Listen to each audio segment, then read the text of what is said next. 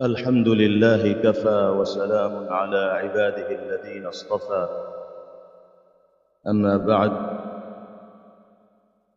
فقد قال النبي صلى الله عليه وسلم لما بعث معاذا رضي الله تعالى عنه إلى اليمن: لأن يهدي الله بك رجلا واحدا خير من الدنيا وما فيها، أو كما قال عليه الصلاة والسلام. آج کے اس باوقار اور سنجیدہ پروگرام و اجلاس کے صدر محترم پروفیسر اشتیاق احمد ذلی صاحب، یہاں تشریف فرما دیگر مہمانان کرام، ارباب مدارس، مسلم یونیورسٹی علی گڑھ کے اساتذہ، طلبہ و طالبات، اللہ رب العزت والجلال کی حمد و ثنا کے بعد ہم ممنون و مشکور ہیں مرکز فروغ سائنس علی گڑھ مسلم یونیورسٹی کے اراکین و ذمہ داران کے، بالخصوص پروفیسر نسیم احمد خان صاحب اور ان کے اعوان و انصار کے،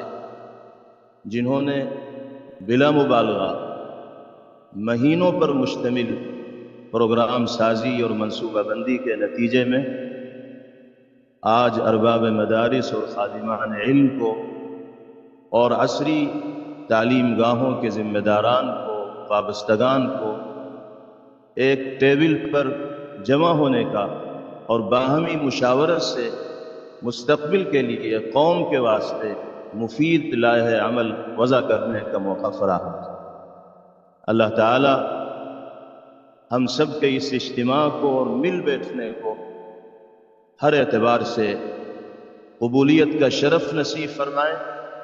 اور اس پروگرام کو باری تعالی بامقصد بنائے۔ یہ حقیقت ہے کہ تعلیم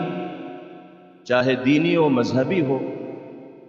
یا عصری اور ماڈرن ہو،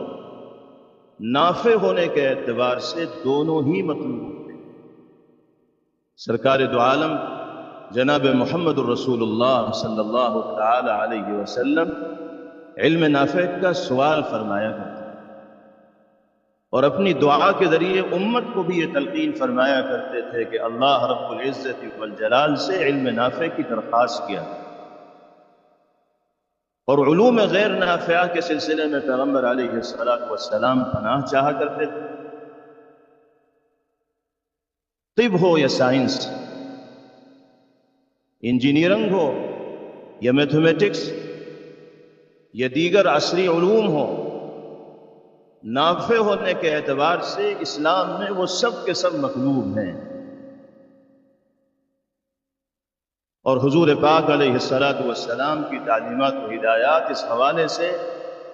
انسانیت کے لیے مشعل راہ ہیں اور رہنما۔ حضرت معاذ بن جبل رضی اللہ تعالیٰ عنہ کو نبی کریم علیہ السلام نے جب یمن کا گورنر بنا کر بھیجا تو مختلف نصیحتیں فرمائیں، اور اسی موقع پر آپ نے یہ تاریخی جملہ ارشاد فرمایا تھا: لَأَن يَهْدِيَ اللَّهُ بِكَ رَجُلًا وَاحِدًا خَيْرٌ مِّنَ الدُّنْيَا وَمَا فِيهَا۔ معاذ، تم اللہ کی سرزمین پر اللہ کے بندوں کا اللہ سے رشتہ جوڑنے کے لیے اور انسانیت کی خدمت کے لیے جا رہے ہو۔ تمہارے ذریعے سے اگر ایک انسان کے لیے بھی رہنمائی کا فریضہ انجام دیا جائے گا، تمہارے ذریعے سے اس کے واسطے دنیاوی اور اخروی کامیابیوں کی راہیں ہموار ہوں گی، تو تمہارے لیے یہ دنیا و ما فیہا کی دولت و نعمت سے برتر اور بڑھ کر چیز ہے۔ اس سے یہ پیغام دیا جناب رسول اللہ صلی اللہ علیہ وسلم نے کہ انسان اپنے وجود کو اگر انسانیت کے لیے نافع بناتا ہے، علم کی روشنی سے وہ عالم کو منور کرتا ہے، علوم سے مالا مال ہو کر دنیائے انسانیت کو علوم سے وابستہ کرنے کی فکر و کوشش کرتا ہے، تو وہ اللہ رب العزت والجلال کے اور نبی پاک علیہ الصلاۃ والسلام کے احکامات پر عمل کرنے والا اور اپنے فریضے کو ادا کرنے والا۔ تو یہ بات تو بالکل مسلم ہے کہ تعلیم دینی و مذہبی ہو یا عصری اور ماڈرن ہو، نافع ہونے کے اعتبار سے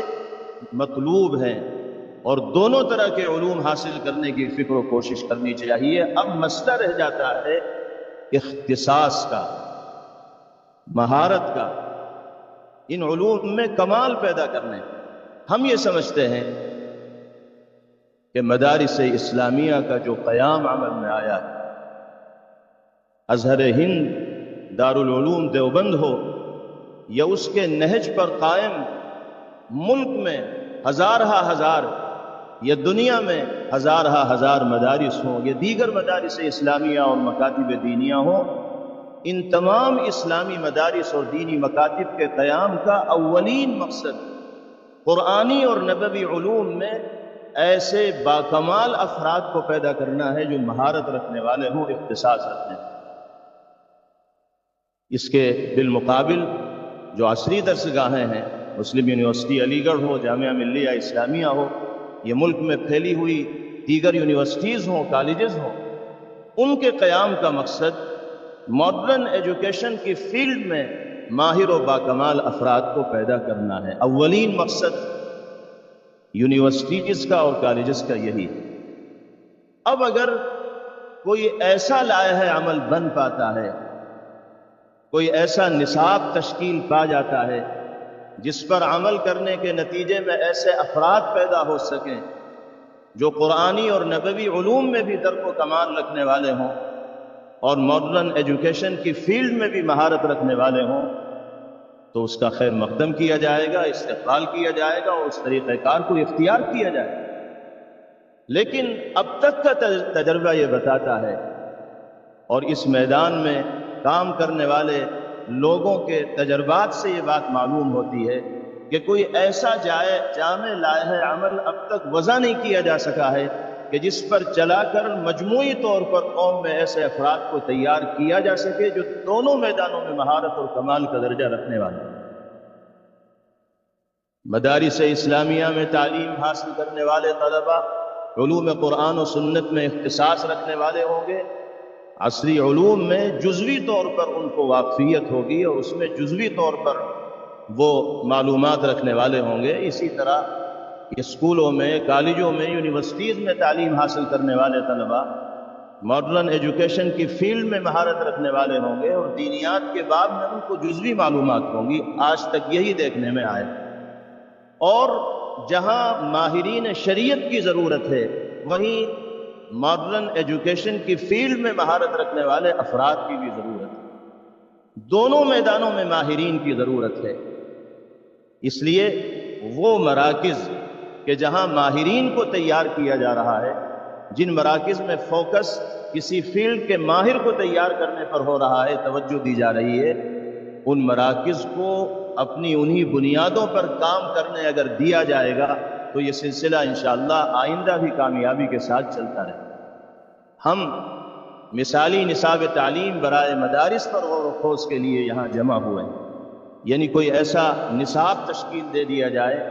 کوئی ایسا جامع لائحہ عمل اہل مدارس کے لیے اور طلبہ مدارس کے لیے بن جائے کہ وہ علوم قرآن و سنت میں مہارت حاصل کرنے کے ساتھ ساتھ ماڈرن ایجوکیشن کی فیلڈ میں بھی مہارت حاصل کرنے والے بن جائیں۔ واقعتاً اگر کوئی جامع لائحہ عمل بن پاتا ہے تو اس کا خیر مقدم ہے،